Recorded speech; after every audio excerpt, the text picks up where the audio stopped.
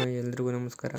ನಿಮ್ಮ ಮೊಬೈಲ್ನಲ್ಲೇ ಯಾವ ರೀತಿ ಫ್ರೀಯಾಗಿ ಪಾನ್ ಕಾರ್ಡ್ ಮಾಡ್ಕೊಳ್ಳೋದು ಅಂತ ತಿಳ್ಕೊಳ್ಳೋಣ ಬನ್ನಿ ಇವತ್ತಿನ ವಿಡಿಯೋದಲ್ಲಿ.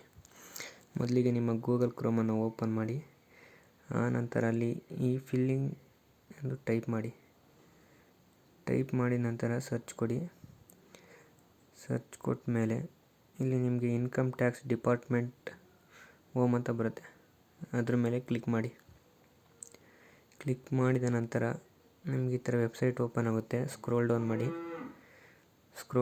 ಮಾಡಿದ್ಮೇಲೆ ಅಲ್ಲಿ ಇನ್ಸ್ಟೆಂಟ್ ಇ ಪಾನ್ ಅಂತ ಇದೆ, ಕ್ಲಿಕ್ ಮಾಡಿ.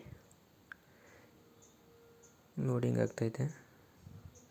ಲೋಡಿಂಗ್ ಆದಮೇಲೆ ಮತ್ತೆ ಸ್ಕ್ರೋಲ್ ಡೌನ್ ಮಾಡಿದ್ಮೇಲೆ ಅಲ್ಲಿ ಗೆಟ್ ನ್ಯೂ ಇ ಪಾನ್ ಇದೆ, ಅದ್ರ ಮೇಲೆ ಕ್ಲಿಕ್ ಮಾಡಿ.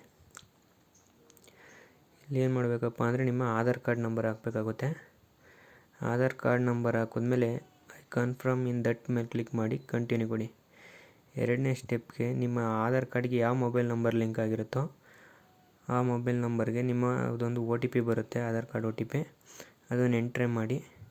ಮೂರನೇ ಸ್ಟೆಪ್ ಏನಪ್ಪ ಅಂದರೆ ಅಲ್ಲಿ ನಿಮ್ಮ ಆಧಾರ್ ಕಾರ್ಡಲ್ಲಿ ಡೀಟೇಲ್ಸ್ ಏನೇನು ಕೊಟ್ಟಿರ್ತೀರಿ ಅದೆಲ್ಲ ಬಂದಿರುತ್ತೆ.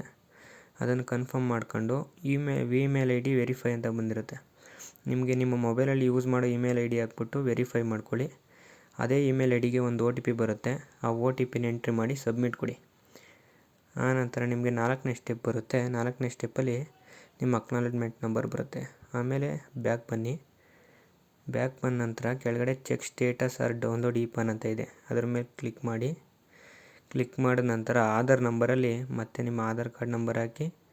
ಸೆಕೆಂಡ್ ಸ್ಟೆಪ್ ಸೇಮು, ನಿಮ್ಮ ಆಧಾರ್ ಕಾರ್ಡ್ ಲಿಂಕ್ ಆಗಿರೋ ಮೊಬೈಲ್ ನಂಬರ್ಗೆ OTP ಬರುತ್ತೆ, ಎಂಟರ್ ಮಾಡಿದ ನಂತರ 3ನೇ ಸ್ಟೆಪ್ಪು ಬರುತ್ತೆ. ಅಲ್ಲಿ ನಿಮ್ಮ ಆಧಾರ್ ಕಾರ್ಡ್ ಒಂದು ಡೌನ್ಲೋಡ್ ಆಗಿರುತ್ತೆ. ಇಷ್ಟೇ ಸ್ನೇಹಿತರೆ, ಫ್ರೀಯಾಗಿ ಪಾನ್ ಕಾರ್ಡ್ ಅಪ್ಲೈ ಮಾಡೋದು.